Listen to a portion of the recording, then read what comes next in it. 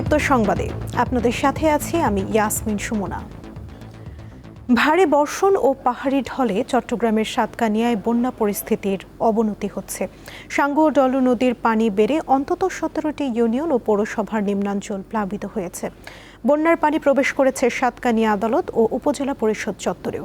টানা বৃষ্টি ও পাহাড়ি ঢলে হবিগঞ্জে খোয়াই নদীর বাঁধ ভেঙে অন্তত 20টি গ্রামের মানুষ পানিবন্দী হয়ে পড়েছে। রাতে সদর উপজেলার চরহামুয়া কালীগঞ্জ এলাকায় বাঁধ ভেঙে বিস্তীর্ণ এলাকা প্লাবিত হয়। পটুয়াখালীতে গত এক সপ্তাহ ধরে থেমে থেমে মাঝারি থেকে ভারী বৃষ্টিপাত হচ্ছে। পায়রা সহ দেশের সব সমুদ্র বন্দরকে 3 নম্বর স্থানীয় সতর্ক সংকেত দেখিয়ে যেতে বলা হয়েছে। উত্তরের জেলা নওগাঁতেও বাড়তে শুরু করেছে নদ নদীর পানি।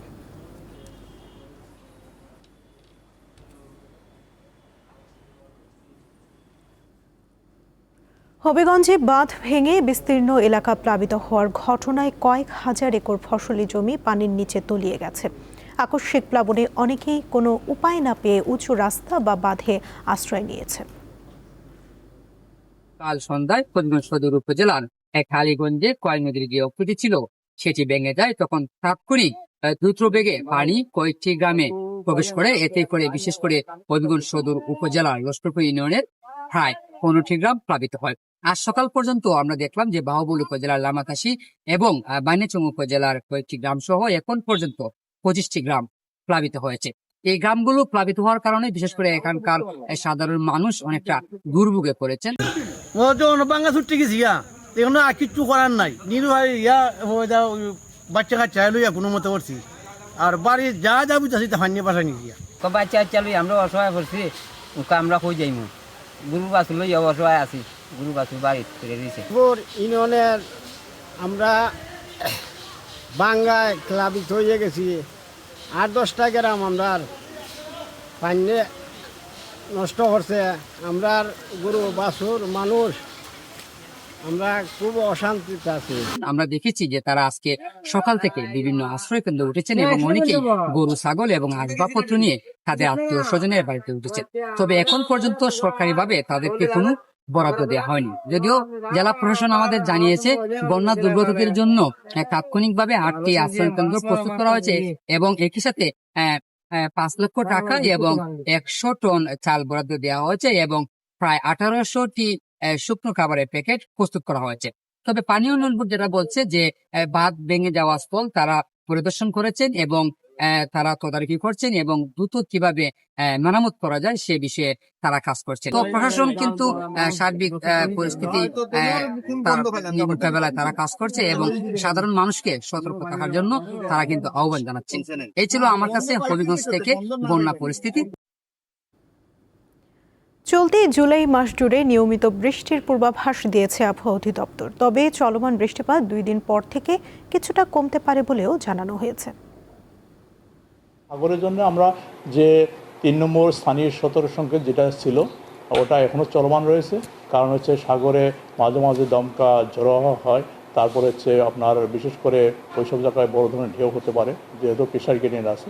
এই জন্য সাগরে মাছ ধরা নৌকা ট্রলারকে তাদেরকে এখনও সাবধানে চলাচল করতে বলা হয়েছে। পাহাড়ের অবস্থা তো এমনি ধরনের স্যাচুরেটেড অবস্থা। এখন তো অল্প বৃষ্টি হলেও কিছুটা শঙ্কা থাকে, এখন কিছুটা শঙ্কা রয়েছে। তবে যেহেতু বৃষ্টি কমে আসতেছে গ্র্যাজুয়ালি পরিস্থিতি উন্নতির দিকে যাচ্ছে। আন্তর্জাতিক প্রসঙ্গ, ইরানের বিভিন্ন এলাকায় বৃহস্পতিবার রাতভর দফায় দফায় বিস্ফোরণের শব্দ শোনা গেছে। তবে এই হামলায় নিজেদের জড়িত থাকার কথা অস্বীকার করেছে যুক্তরাষ্ট্র। আল জাজিরা জানায় ইরানের দক্ষিণাঞ্চলে বুশেহর পারমাণবিক কেন্দ্রের কাছাকাছি সহ একাধিক স্থানে বিস্ফোরণ হয়। ইরানও কোনো নির্দিষ্ট দেশকে দায়ী করেনি। ইসরায়েলের প্রধানমন্ত্রী বেনিয়ামিন নেতানিয়াহু বলেছেন ইরানের সঙ্গে তাদের যুদ্ধ এখনও শেষ হয়নি। এর আগে চলতি সপ্তাহের শুরুতে হরমুজ প্রণালীতে বাণিজ্যিক জাহাজে ইরানের হামলার পর থেকেই যুক্তরাষ্ট্রের বিরুদ্ধে নতুন করে পাল্টাপাল্টি হামলার সূচনা হয়। যুক্তরাষ্ট্র ও ইউরোপ জুড়ে ভারত ভিত্তিক 3টি বড় অপরাধ চক্রের বিরুদ্ধে অভিযান চালিয়েছে আন্তর্জাতিক বেশ কয়েকটি আইন প্রয়োগকারী সংস্থা। দীর্ঘমেয়াদী এই অভিযানে 37 জনের বিরুদ্ধে অভিযোগ গঠন করেছে যুক্তরাষ্ট্র এবং তাদের মধ্যে 24 জনকে গ্রেফতার করা হয়েছে। গত মঙ্গলবার প্রকাশিত যুক্তরাষ্ট্রের 3টি পৃথক ফেডারেল অভিযোগপত্রে এসব তথ্য জানানো হয়। এসব চক্রের বিরুদ্ধে হত্যা, অপহরণ, চাঁদাবাজি ও মাদক পাচারের অভিযোগ রয়েছে। এই বিশেষ তদন্ত অভিযানের নাম দেওয়া হয়েছে অপারেশন হার্ডবল। অভিযোগপত্রে বলা হয়, অভিযুক্তদের মধ্যে রয়েছেন কুখ্যাত গ্যাংস্টার লরেন্স বিষ্ণোই এবং তার সহযোগী সত্যেন্দ্রজিৎ সিং, যিনি গোল্ডি ব্রার নামে পরিচিত। যুক্তরাষ্ট্রের কৌশলীদের অভিযোগ, ভারতের কারাগারে বসেই কানাডার শিখ বিচ্ছিন্নতাবাদী নেতা হরদীপ সিং নিজ্জারকে হত্যার নির্দেশ দিয়েছিলেন এই দুইজন। বিষ্ণোই বর্তমানে ভারতের কারাগারে বন্দী থাকলেও গোল্ডি ব্রার পলাতক রয়েছেন।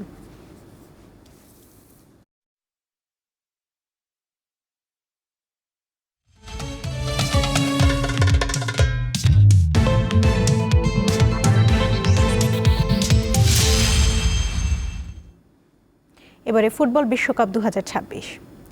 চলতি বিশ্বকাপের প্রথম দল হিসেবে সেমিফাইনাল নিশ্চিত করেছে ফ্রান্স। শেষ 8-এর প্রথম ম্যাচে মরক্কোকে 2-0 গোলে হারিয়েছে দুইবারের বিশ্ব চ্যাম্পিয়নরা। দলের হয়ে স্কোর শিটে নাম লিখিয়েছেন কিলিয়ান এমবাপ্পে ও ওসমান দেম্বেলে। পেনাল্টি পেয়েও কাজে লাগাতে পারলেন না কিলিয়ান এমবাপ্পে। জাতীয় দলের হয়ে আগের 15টি পেনাল্টি শটেই বল জালে পাঠিয়েছিলেন তিনি। সবশেষ 2020 ইউরোপিয়ান চ্যাম্পিয়নশিপে শেষ 16-এ সুইজারল্যান্ডের বিপক্ষে টাই ব্রেকে স্পট কিকে ব্যর্থ হয়েছিলেন এই তারকা। মরক্কোর বিপক্ষে প্রথমার্ধে আরো কয়েক দফায় নিজেকে স্বরূপে মেলে ধরতে পারেননি তিনি, তবে দলকে দুর্ভাবনায় পড়তে দেননি। দারুণ এক গোলে দলকে দেখালেন পথ। এবারের আসরে 8ম গোল তার। গেল বিশ্বকাপেও 8 গোলের পাশাপাশি 2টি অ্যাসিস্ট করেছিলেন ফরাসি এই তারকা। এই গোলে 3 বিশ্বকাপ মিলিয়ে এমবাপ্পের মোট গোল সংখ্যা 20টি, একটি বেশি নিয়ে রেকর্ডে চূড়ায় মেসি। সেই সাথে জাতীয় দলের রেকর্ড গোলদাতার মোট গোল সংখ্যা হলো 64টি। আফ্রিকান সিংহের বিপক্ষে ব্যবধান বাড়াতে খুব একটা সময় নেননি ওসমান ডেম্বেলে। বিশ্বকাপে আরেকবার মরক্কোর পথচলা থামাতে 66 মিনিটে করা তার গোলটি যথেষ্ট হয়ে রইল। ম্যাচে কখনোই সেভাবে প্রতিপক্ষকে ভাবাতে পারেনি মরক্কো। আসরে আগের 5 ম্যাচের সঙ্গে এই ম্যাচে অ্যাটলাস লায়ন্সদের খুঁজে পাওয়া যায়নি। ম্যাচের প্রথমার্ধ থেকেই একেবারে খোলসে বন্দি দলটি পুরো ম্যাচে গোলের জন্য 5টি শট নিয়ে 1টি লক্ষ্যে রাখতে পারে, আর ফ্রান্সের 22 শটে 8টি ছিল লক্ষ্যে। 4 বছর আগের আল বায়েতের লড়াইয়ের পুনর্মঞ্চায়নে যেন হলো বোস্টনের জিনেট স্টেডিয়ামে। 2022 সালে কাতার বিশ্বকাপের সেমিতেও একই স্কোর লাইনে জিতেছিল ফরাসিরা। এই জয়ে শুধু শেষ 4 নিশ্চিত করেনি দিদিয়ে দেশমের শিষ্যরা, বিশ্বকাপের প্রায় 1 শতাব্দীর ইতিহাসে বিরল এক কীর্তিরও অংশ হয়ে গেল তারা। টানা 3য় বিশ্বকাপে সেমিফাইনালে উঠে ফ্রান্স এখন বিশ্বকাপ ইতিহাসে সে সীমিত কয়েকটি দলের কাতারে যারা ধারাবাহিকভাবে একাধিক আসরে শেষ 4-এ জায়গা নিশ্চিত করেছে। এর আগে এই নজির ছিল শুধু জার্মানি ও ব্রাজিলের। এবার সেই অভিজাত তালিকায় নাম লিখিয়েছে 2018 সালের বিশ্ব চ্যাম্পিয়নরা।